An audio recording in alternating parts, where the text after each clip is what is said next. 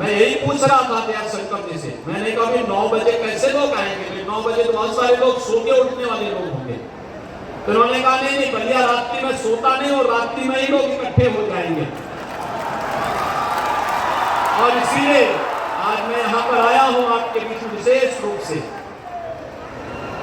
यह आजादी का अमृत महोत्सव है, अच्छे आयोजन के साथ जुड़ना है, अच्छा कार्यक्रम बनाना है और विकास के बारे में सोचना है। आज आप देख रहे होंगे जितना 8 वर्ष में प्रधानमंत्री मोदी जी के नेतृत्व में गरीब कल्याणकारी और शासन की योजनाओं का लाभ बिना भेदभाव के समाज के प्रत्येक तबके को मिला, बिना भेदभाव के सबको शौचालय, हर गरीब को आवास, हर गरीब को राशन, हर गांव जिसमें आज तक बिजली नहीं पहुंची वहां बिजली पहुंचाने का काम करेंगे। जिन गांवों में अब तक कोई सुविधा नहीं मिल पाई वहां पर हमने उस कार्य को पूरा किया है। कोई कारण नहीं कि अगर कोरोना जैसी महामारी को मात देकर के हम लोग आज देश के अंदर 200 करोड़ वैक्सीन की डोजेस देश के अंदर फ्री में उपलब्ध कराने में सफल हुए हैं, कोई कारण नहीं कि आने वाले समय में भारत दुनिया के अंदर नेतृत्वकर्ता के रूप में क्यों न होगा। और प्रधानमंत्री मोदी जी ने अपने नेतृत्व क्षमता से दुनिया के अंदर वैश्विक जगत में आज उस प्रकार की स्थिति बनाई है। हम सब प्रधानमंत्री मोदी जी के नेतृत्व में एक नए भारत के निर्माण की दिशा में कार्य करें और इस दिशा में हम लोग बेहतरीन प्रयास करें। और मैं यहाँ पर चाहूंगा, हमारे मुख्य सचिव भी यहाँ पर आए हैं, वे जो कि बलिया में पढ़े हैं, तो बलिया के बारे में विशेष रूप से बलिया जेल के बारे में, बलिया जेल को बलिया के बाहर कहीं स्थानांतरित करते हुए यहाँ पर एक भव्य स्मारक बने, मेडिकल कॉलेज के निर्माण के लिए कार्य योजना विस्तृत रूप से तैयार करते हुए कार्यक्रमों को आगे बढ़ाने की आवश्यकता है। बलिया की इस आवश्यकता की पूर्ति करने के लिए कार्यक्रम में आगे बढ़ाएंगे। परिवहन मंत्री आप ही के यहाँ के हैं इस समय तो, और परिवहन मंत्री इसीलिए बने हैं जिससे बलिया से लखनऊ की दूरी को निरंतर ये कम करते रहे। पूर्वांचल एक्सप्रेसवे का एक लिंक वे हम लोग यहाँ पर दे रहे हैं बलिया के लिए। जमीन अधिग्रहण की कार्रवाई चल रही है, ये काम भी तेजी के साथ होगा और बलिया को हम जोड़ेंगे जिससे बलिया से 2 से 2.5 घंटे के अंदर ही आप लोग लखनऊ पहुंच जाए। 2 से 2.5 घंटे के अंदर। और इसलिए 2 से 2.5 घंटे इस दूरी को कम करने के लिए सड़क का काम हम करेंगे और यहाँ के बस स्टैंड को बहुत अच्छा एयरपोर्ट जैसा बस स्टेशन बना के बलिया के अंदर, ये परिवहन मंत्री से मैं कहूंगा कि अच्छा बस स्टेशन यहाँ का बलिया का होना चाहिए जिससे लोगों की कनेक्टिविटी बेहतर हो सके। कुछ इलेक्ट्रिक बसेस भी यहाँ नगर के अंदर चलवाइए, बलिया इस नगर के दायरे को बढ़ाइए, लोगों को सुविधा मिलनी चाहिए। सर्वाताल के बारे में कुछ कार्य आप लोगों ने किया है, शेष कार्य भी और आगे होंगे। बलिया को जल जमाव से मुक्त भी देना है और बलिया के विकास को एक नई ऊंचाई पे पहुंच करके यहाँ के लोग विकास के साथ जुड़ करके जिस तरीके से भारत के विकास के लिए प्रधानमंत्री मोदी जी के नेतृत्व में काम कर रहे हैं, उस पूरी भाव के साथ हम आगे बढ़ करके इसे आगे बढ़ाने का कार्य करेंगे। हमारे सभी जनप्रतिनिधि इस दिशा में रुचि ले रहे हैं, वे पूरी तन्मयता के साथ इस पूरे अभियान के साथ जुड़ रहे हैं। यहाँ के सांसद जी वीरेंद्र सिंह जी, श्री नीरज शेखर जी, श्री रविंद्र कुशवाहा जी, श्रीमती केतकी सिंह जी, श्री रविशंकर सिंह पप्पू जी, ये सभी लोग कार्य कर रहे हैं। मजबूती के साथ बलिया को आगे बढ़ाने का कार्य करेंगे।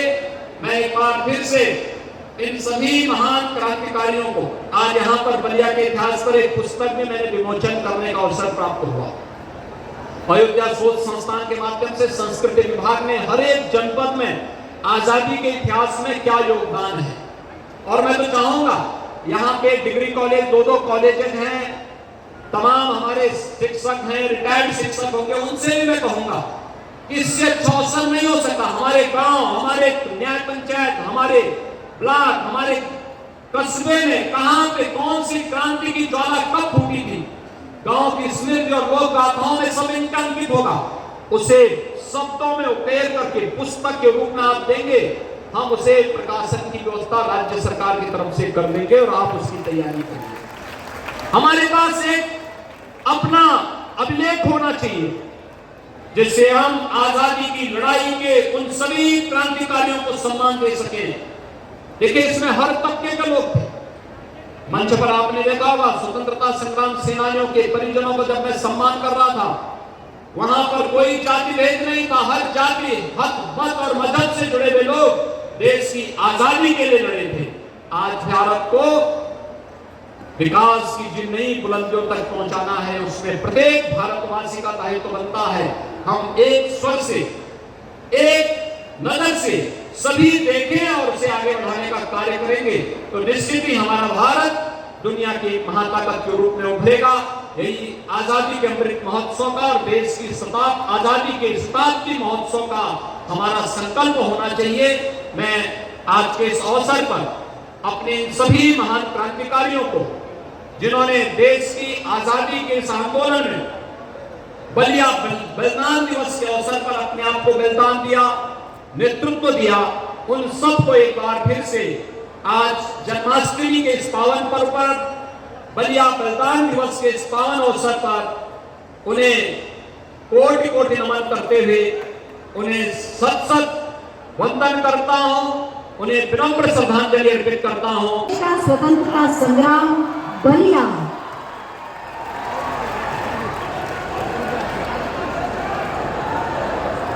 हम आपको बता दें कि 75 जनपदों की भूमिका पर भी पुस्तकें प्रकाशित की हैं।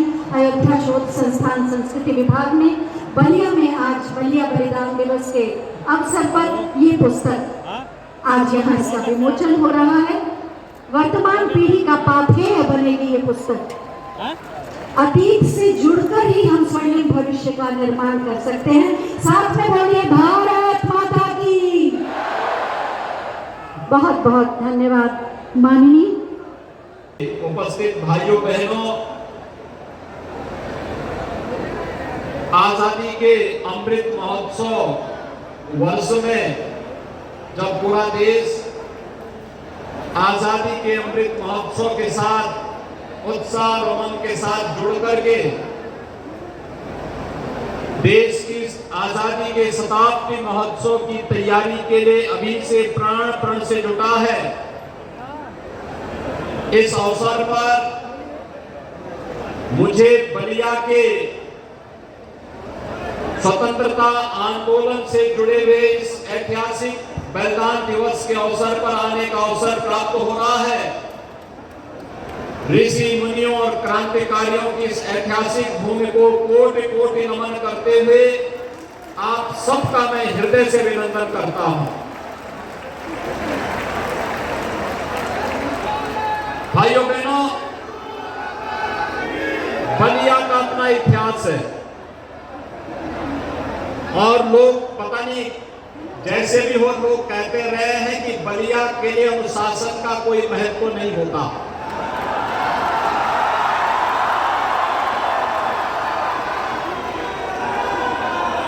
आजादी के बाद तो देश के विकास के लिए जिस अनुशासन की आवश्यकता होती है वो हमेशा बलिया ने दिखाया, लेकिन आजादी के पहले, आज से नहीं, आज तो जन्माष्टमी का दिन भी है और मैं सौभाग्यशाली हूं कि जन्माष्टमी के दिन बलिया बलिदान दिवस एक साथ मिला और एक साथ आयोजन में मुझे आपके बीच में आने का अवसर प्राप्त हो रहा है। लेकिन बलिया ने वास्तव में जब जो आवश्यकता पड़ी,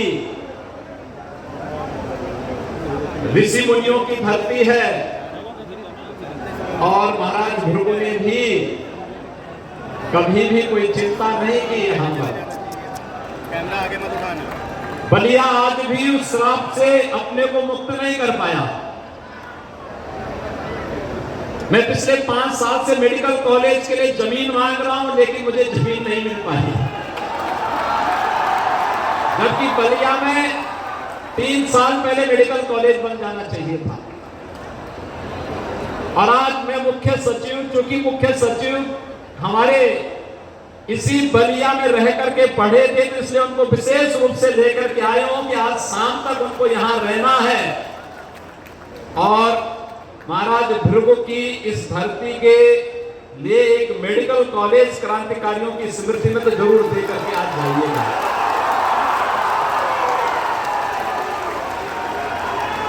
तो उस समय भी अनुशासन नहीं माना था और जब देश की आजादी के लिए किसी लड़ाई की आवश्यकता पड़ी तो इसी धरती के, इसी माटी के लाल मंगल पांडे ने वो चिंगारी जलाई थी। तो अंग्रेज अधिकारियों को जो भारतीयों पर क्रूरता ढाते थे उन्हें मार करके देश की आजादी की चिंगारी को बैरकपुर छावनी में जलाने वाला कोई और था, कोई और नहीं था, बल्कि किसी बलिया की धरती के नाम महान क्रांतिकारी मंगल पांडे ही थे। और इसलिए मंगल पांडे की इस धरती पर आकर के मैं अभिभूत हूं, उन्हें कोटि कोटि नमन करते हुए विनम्र श्रद्धांजलि भी अर्पित करता हूं।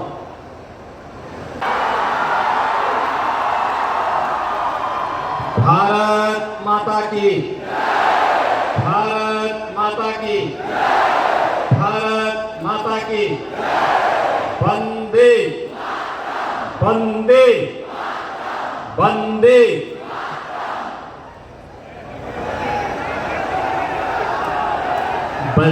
बलिया बलिदान दिवस आज के इस कार्यक्रम में मंच पर उपस्थित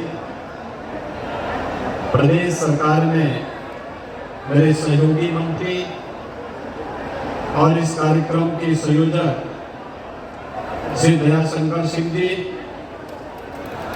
प्रदेश सरकार के ही मंत्री श्री दानिश आजाद अंसारी जी, माननीय सांसद श्री वीरेंद्र सिंह जी, माननीय सांसद श्री नीरज शेखर जी, माननीय विधायक श्रीमती केतकी सिंह जी, प्रदेश सरकार के माननीय सांसद रविंद्र कुशवाहा जी, विधान परिषद के माननीय सदस्य श्री रविशंकर सिंह पप्पू जी, प्रदेश शासन के मुख्य सचिव श्री दुर्गा शंकर मिश्र जी, पूर्व सांसद श्री भरत सिंह जी, प्रदेश सरकार के पूर्व मंत्री श्री उपेंद्र तिवारी जी, पूर्व विधायक श्री आनंद स्वरूप शुक्ला जी, संजय यादव जी, आज के इस कार्यक्रम में उपस्थित सभी सम्मानित जनप्रतिनिधिगण, भारी संख्या में आज के इस बलिया बलिदान दिवस में यहाँ पर उपस्थित वो मंच पर आए।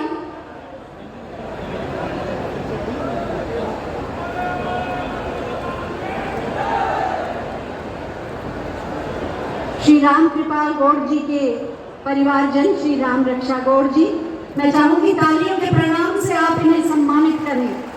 हमारा सौभाग्य है कि हम इन अमर शहीदों को या उनके पारिवारिक जनों को सम्मानित कर पा रहे हैं। बांसडीह से जानकी कुमार, ये लड़ाई निरंतर चलती रही। मुझे कई वर्ष पहले यहां पर वीर कुंवर सिंह डिग्री कॉलेज के छात्र संघ के शपथ ग्रहण समारोह में आने का अवसर प्राप्त हुआ था। ये चीजें दिखाती हैं कि क्रांतिकारियों के प्रति उनके यहाँ के मन में कितना श्रद्धा और सम्मान का भाव है।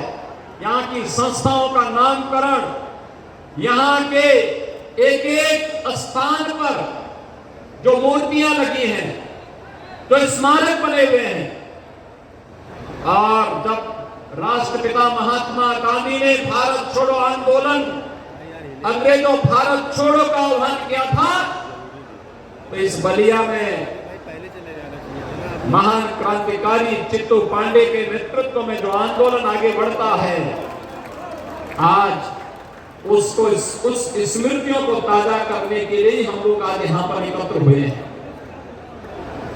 वास्तव में ये सभी कार्यक्रम हमें एक नई प्रेरणा प्रदान करते हैं, एक नए भारत के निर्माण के लिए एक नई प्रेरणा हम सब के लिए सदैव बनी रही है।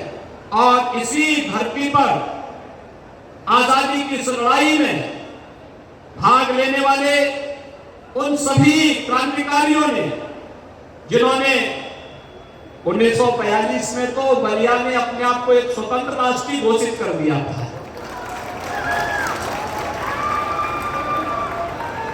और यहां पर तात्कालिक आवश्यकता के लिए श्री चित्तू पांडे जी को जिलाधिकारी बना दिया गया था। श्री महानंद मिश्र जी को यहाँ के पुलिस अधीक्षक के रूप में तैनाती दी गई थी, और उन्होंने कई दिनों तक बलिया की व्यवस्था को चला। उनके पास उस समय वास्तव में बलिया के लोग किन युद्धों से लड़ रहे थे, यानी उनके पास लड़ाई के लिए हल था, कुदाल था, फावड़ा था, गैती था, यही लेकर के लोग आए थे। 50,000 की संख्या में एकत्र होकर के बलिया की इस जेल पर धावा बोल करके, और उस समय उन्होंने उन क्रांतिकारियों को जनदबाव के सामने, क्रांतिकारी जेल के बाहर आ जाएं, ये अपने आप में एक मिसाल थी। और उसमें श्री चित्तू पांडे जी को, श्री राधा मोहन सिंह जी को, और उस समय के श्री विश्वनाथ चौबे जी को, अंग्रेजों को उस समय जेल से रिहा करना पड़ा था। और बाद में फिर चित्तू पांडे जी को यहाँ का जिला कलेक्ट्रेट घोषित करते हुए, महानंद मिश्र जी को पुलिस अधीक्षक घोषित करते हुए यहाँ पर एक अस्थायी सरकार का संचालन इनके नेतृत्व में निरंतर आगे बढ़ता रहा। लेकिन बाद में ब्रिटिशर ने जो जुल्म यहाँ पर ढाया, यहाँ के सुखपुरा में, बांसडी में, चुरवा, रसड़ा, नरही, चितबड़ा गांव आदि स्थानों पर 84 ऐसे क्रांतिकारियों को, जिन्होंने देश की आजादी के लिए उस आंदोलन में भाग लिया था, उन्हें निर्ममता पूर्वक गोलियों से भूनने का काम उस समय ब्रिटिश सरकार ने किया था। चित्तू पांडे जी को, महानंद मिश्र जी को, राधा मोहन सिंह जी को, जगन्नाथ सिंह जी को, रामानंद पांडे जी को, राजेश्वर त्रिपाठी जी को, उमा शंकर जी को, विश्वनाथ मर्दाना जी को, विश्वनाथ चौबे जी को, इन्हें ब्रिटिश हुकूमत ने फिर से जेल में डाल दिया था। और ये जो बलिदान था, ये जो त्याग था, यह बलिया को एक नई पहचान देता है। चुप नहीं बैठा। देश की आजादी की लड़ाई के बाद हर एक और विकास के बारे में लोग चिंता करने लगे। मैंने देखा कि वह अपनी तन्मयता के साथ, अपने आप, अपने भाव के साथ बलिया अपने जीवन को अपने आप बढ़ाता रहा। ये बलिया वास्तव में कितना यानी पौराणिक स्थल है। एक तरफ से मां गंगा आती है, एक तरफ से मां सरयू आती है, उसके संगम के तट पर बसा है बलिया। अपने आप में एक पौराणिक और पवित्र स्थल का प्रतीक है, और ये वही पवित्रता यहाँ के भावों में क्रांति के रूप में झलकती है। जब इस देश के आजादी के बाद, जब भारत के संविधान के गले को, लोकतंत्र को दबा करके कुचलने का कार्य कुछ लोगों ने किया था, तब भी बलिया ने ही हुंकार भरी थी। और स्वर्गीय श्री जयप्रकाश जी के नेतृत्व में इस लड़ाई को आगे बढ़ाने का काम किया। उस पूरी लड़ाई में स्वर्गीय चंद्रशेखर जी का योगदान अविस्मरणीय है। एक नेतृत्व की क्षमता और उसकी कसौटी क्या हो सकती है? व्यक्ति के लिए नहीं, अपने परिवार के लिए नहीं, अगर एक आम नागरिक के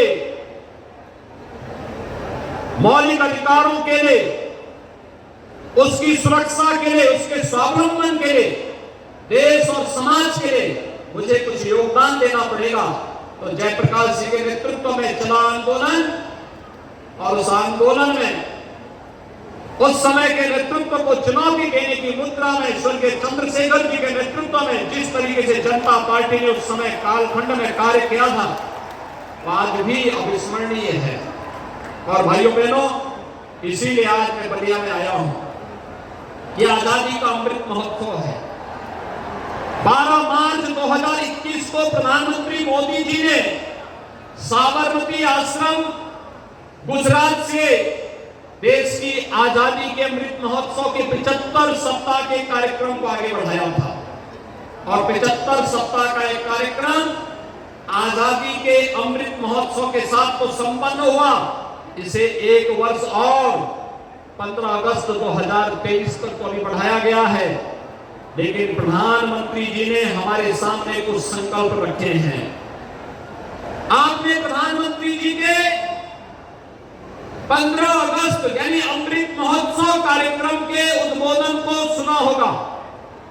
कितना महत्वपूर्ण था। उन्होंने 5 संकल्प देश के नागरिकों को दिलाए थे और सबको कहा था, अगर भारत को दुनिया की महाशक्ति के रूप में स्थापित करना है, जब देश अपनी आजादी का शताब्दी महोत्सव मना रहा होगा, तब हमें को संकल्प लेकर के चलने होंगे।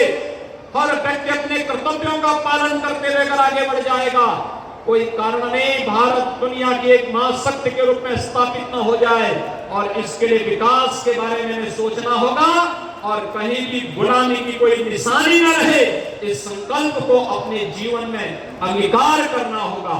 अगर हम सब अपने अपने कर्तव्य पथ पर आगे बढ़कर के कार्य करना प्रारंभ कर देंगे, तो भाइयों बहनों, कोई कारण नहीं कि हम भारत को दुनिया की सबसे बड़ी महाशक्ति के रूप में स्थापित न कर दे। इस सदी की सबसे बड़ी महामारी कोरोना में तो यह साबित हुआ ही है कि कोरोना के महामारी के नियंत्रण में, इसके प्रबंधन में भारत का जो रिजल्ट था, दुनिया के अंदर बड़ी बड़ी ताकतें पस्त हो गई, लेकिन भारत मजबूती के साथ डटा रहा, लड़ता रहा और कोरोना को भी पस्त कर दिया। आज संख्या में उपस्थिति, मैं यही पूछ रहा था दया शंकर जी से, मैंने कहा 9 बजे कैसे लोग आएंगे? 9 बजे तो बहुत सारे लोग सो के उठने वाले लोग होंगे। तो उन्होंने कहा नहीं, बलिया रात्रि में सोता नहीं और रात्रि में ही लोग इकट्ठे हो जाएंगे। और इसीलिए आज मैं यहां पर आया हूं आपके बीच विशेष रूप से। यह आजादी का अमृत महोत्सव है। अच्छे आयोजन के साथ जुड़ना है, अच्छा कार्यक्रम बनाना है और विकास के बारे में सोचना है। आज आप देख रहे होंगे जितना 8 वर्ष में प्रधानमंत्री मोदी जी के नेतृत्व में गरीब कल्याणकारी और शासन की योजनाओं का लाभ बिना भेदभाव के समाज के प्रत्येक तबके को मिला। बिना भेदभाव के सबको शौचालय, हर गरीब को आवास, हर गरीब को राशन, हर गांव जिसमें आज तक बिजली नहीं पहुंची वहां बिजली पहुंचाने का काम करेंगे। जिन गांवों में अब तक कोई सुविधा नहीं मिल पाई वहां पर हमने इस कार्य को पूरा किया है। कोई कारण नहीं कि अगर कोरोना जैसी महामारी को मात देकर के हम लोग आज देश के अंदर 200 करोड़ वैक्सीन की डोजेस देश के अंदर फ्री में उपलब्ध कराने में सफल हुए हैं। कोई कारण नहीं कि आने वाले समय में भारत दुनिया के अंदर नेतृत्वकर्ता के रूप में क्यों न होगा। और प्रधानमंत्री मोदी जी ने अपने नेतृत्व क्षमता से दुनिया के अंदर वैश्विक जगत में आज उस प्रकार की स्थिति बनाई है। हम सब प्रधानमंत्री मोदी जी के नेतृत्व में एक नए भारत के निर्माण की दिशा में कार्य करें और इस दिशा में हम लोग बेहतरीन प्रयास करें। और मैं यहाँ पर चाहूंगा, हमारे मुख्य सचिव भी यहाँ पर आए हैं, वे जो कि बलिया में पढ़े हैं, तो बलिया के बारे में विशेष रूप से बलिया जेल के बारे में, बलिया जेल को बलिया के बाहर कहीं स्थानांतरित करते हुए यहाँ पर एक भव्य स्मारक बने, मेडिकल कॉलेज के निर्माण के लिए कार्य योजना विस्तृत रूप से तैयार करते हुए कार्यक्रमों को आगे बढ़ाने की आवश्यकता है। बलिया की आवश्यकता की पूर्ति करने के लिए कार्यक्रम में आगे बढ़ाएंगे। परिवहन मंत्री आप ही के यहाँ के हैं इस समय तो, और परिवहन मंत्री इसीलिए बने हैं जिससे बलिया से लखनऊ की दूरी को निरंतर ये कम करते रहे।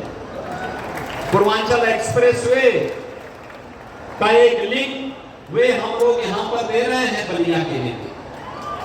जमीन अधिग्रहण की कार्रवाई चल रही है, ये काम भी तेजी के साथ होगा और बलिया को हम जोड़ेंगे जिससे बलिया से 2 से 2.5 घंटे के अंदर ही आप लोग लखनऊ पहुंच जाए। 2 से 2.5 घंटे के अंदर, और इसलिए 2 से 2.5 घंटे इस दूरी को कम करने के लिए सड़क का काम हम करेंगे और यहाँ के बस स्टैंड को बहुत अच्छा एयरपोर्ट जैसा बस स्टेशन बना के बलिया के अंदर, ये परिवहन मंत्री से मैं कहूंगा कि अच्छा बस स्टेशन यहाँ का बलिया का होना चाहिए जिससे लोगों की कनेक्टिविटी बेहतर हो सके। कुछ इलेक्ट्रिक बसेस भी यहाँ नगर के अंदर चलवाइए, बलिया इस नगर के दायरे को बढ़ाइए, लोगों को सुविधा मिलनी चाहिए। सरवा ताल के बारे में कुछ कार्य आप लोगों ने किया है, शेष कार्य भी और आगे होंगे। बलिया को जल जमाव से मुक्त भी देना है और बलिया के विकास को एक नई ऊंचाई पे पहुंच करके यहाँ के लोग विकास के साथ जुड़ करके जिस तरीके से भारत के विकास के लिए प्रधानमंत्री मोदी जी के नेतृत्व में काम कर रहे हैं, उस पूरी भाव के साथ हम आगे बढ़ करके इसे आगे बढ़ाने का कार्य करेंगे। हमारे सभी जनप्रतिनिधि इस दिशा में रुचि ले रहे हैं, वे पूरी तन्मयता के साथ इस पूरे अभियान के साथ जुड़ रहे हैं। यहाँ के सांसद जी वीरेंद्र सिंह जी, श्री नीरज शेखर जी, श्री रविंद्र कुशवाहा जी, श्रीमती केतकी सिंह जी, श्री रविशंकर सिंह पप्पू जी, ये सभी लोग कार्य कर रहे हैं। मजबूती के साथ बलिया को आगे बढ़ाने का कार्य करेंगे। मैं एक बार फिर से इन सभी महान क्रांतिकारियों को, आज यहाँ पर बलिया के इतिहास पर एक पुस्तक में मैंने विमोचन करने का अवसर प्राप्त हुआ। अयोध्या शोध संस्थान के माध्यम से संस्कृति विभाग ने हर एक जनपद में आजादी के इतिहास में क्या योगदान है, और मैं तो चाहूंगा यहाँ पे डिग्री कॉलेज 2 कॉलेजेस हैं, तमाम हमारे शिक्षक हैं, रिटायर्ड शिक्षक होंगे, उनसे भी मैं कहूंगा इससे शोषण नहीं हो सकता। हमारे गांव, हमारे न्याय पंचायत, हमारे ब्लॉक, हमारे कस्बे में कहां पे कौन सी क्रांति की ज्वाला कब फूटी थी, गांव की स्मृति और लोक गाथाओं में सब इनका अंकित होगा। उसे शब्दों में उकेर करके पुस्तक के रूप में आप देंगे, हम उसे प्रकाशन की व्यवस्था राज्य सरकार की तरफ से कर देंगे और आप उसकी तैयारी करिए। हमारे पास एक अपना अभिलेख होना चाहिए जिससे हम आजादी की लड़ाई के उन सभी क्रांतिकारियों को सम्मान दे सके। देखिए, इसमें हर तबके के लोग थे। मंच पर आपने देखा होगा स्वतंत्रता संग्राम सेनानियों के परिजनों को जब मैं सम्मान कर रहा था, वहां पर कोई जाति भेद नहीं था। हर जाति, मत और मजहब से जुड़े हुए लोग देश की आजादी के लिए लड़े थे। आज भारत को विकास की जिन नई बुलंदियों तक पहुंचाना है, उसमें प्रत्येक भारतवासी का दायित्व बनता है। हम एक स्वर से, एक नजर से सभी देखें और उसे आगे बढ़ाने का कार्य करेंगे तो निश्चित ही हमारा भारत दुनिया की महाताकत के रूप में उभरेगा। यही आजादी के अमृत महोत्सव का और देश की आजादी के शताब्दी महोत्सव का हमारा संकल्प होना चाहिए। मैं आज के इस अवसर पर अपने सभी महान क्रांतिकारियों को, जिन्होंने देश की आजादी के इस आंदोलन में बलिया बलिदान दिवस के अवसर पर अपने आप को बलिदान दिया, नेतृत्व दिया, उन सबको एक बार फिर से आज जन्माष्टमी के इस पावन पर्व पर, बलिया बलिदान दिवस के इस पावन अवसर पर उन्हें कोटि कोटि नमन करते हुए उन्हें सत सत वंदन करता हूं, उन्हें विनम्र श्रद्धांजलि अर्पित करता हूं।